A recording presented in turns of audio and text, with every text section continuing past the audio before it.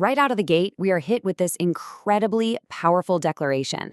The Charity Shield is dissolved. I am now in the process of a public, kingdom-driven audit. Now, that is not your everyday document opener. It is a direct, forceful statement that really sets the tone for the deeply layered investigative dossier we're looking at today. In this explainer, we are going to objectively unpack this exact dossier, which was authored by Ricardo Duval. We'll be examining his highly detailed claims of systemic, organizational harassment against a regional resource center. Just to be clear, we aren't here to take sides, but rather to decode the anatomy of these complex allegations and really understand how a formal institutional complaint like this is structured. Because this source material is so dense, we're going to break it down step by step. The auditor's mandate, the hub and spokes, the outland strategy, specific malice, the 72-hour ultimatum, and finally, a spiritual and moral directive. Let's get right into it. Part 1.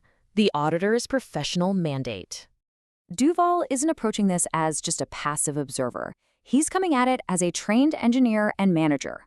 Based on his resume, he holds a Bachelor of Science in Construction Engineering Technology from Florida A&M and a Master's in Engineering Management from the New Jersey Institute of Technology. And what's truly fascinating is how he leverages that precise background. We're talking expertise in Six Sigma process improvement, supply chain management, and even a secret Department of Defense security clearance. He is actively taking that corporate defense contracting lens and applying it to conduct what he calls a public audit of this facility's operations. He makes it crystal clear that his purpose is absolutely not to solicit charity. Instead, he's using his analytical background to document how these community agencies are allegedly operating as what he calls financial wash operations, rather than true centers of public service. He is essentially claiming they systematically exploit the very people they're supposed to help.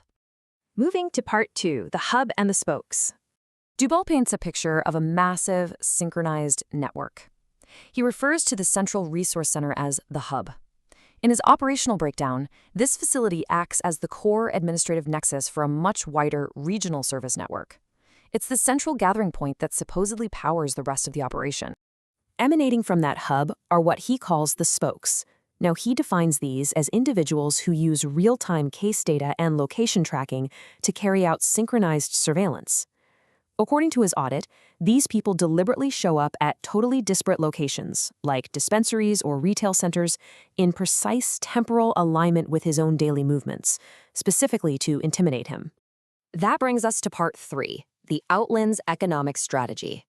Here he introduces a concept known as resource throttling. Imagine having your essential lifelines suddenly cut.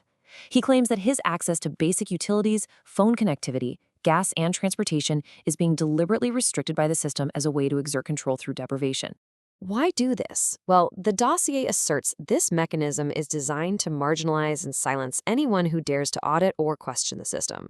By throttling resources, they attempt to force the target into a state of total isolation and economic collapse, a grim existence he refers to as the Outlands.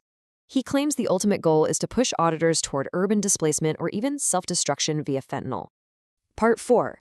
Allegations of specific malice. This is where the dossier shifts from structural theories to incredibly specific criminal allegations. He documents 3 distinct areas of malice. First, physical adverse effects from food provided by the facility. Second, deliberate utility interference, specifically tampering with water valves to create extreme temperature shocks. And third, coordinated intimidation, where individuals allegedly use internal knowledge of his schedule to track, mock, and confront him. Just to highlight the sheer severity of these claims, he frames the food tampering not just as harassment, but as a severe safety breach constituting potential attempted manslaughter or poisoning. There is zero ambiguity in how seriously he views these actions. Part 5, the 72-hour ultimatum. So, how does he respond legally? He outlines a strict 3-step instructional brief aimed directly at the facility's director. Step 1.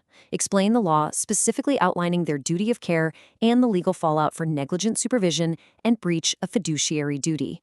Step 2 is the actual ultimatum. He gives them exactly 72 hours to disclose every partner agency, law enforcement entity, and third-party contractor that accessed his data.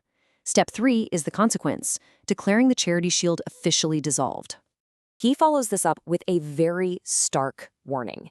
Any further interference, which he casually refers to as poking, absolutely will not be tolerated. Instead, it will be immediately documented and used as direct evidence for upcoming criminal filings and restraining orders. He is drawing a definitive legal line in the sand right here. And finally, part 6, a spiritual and moral directive.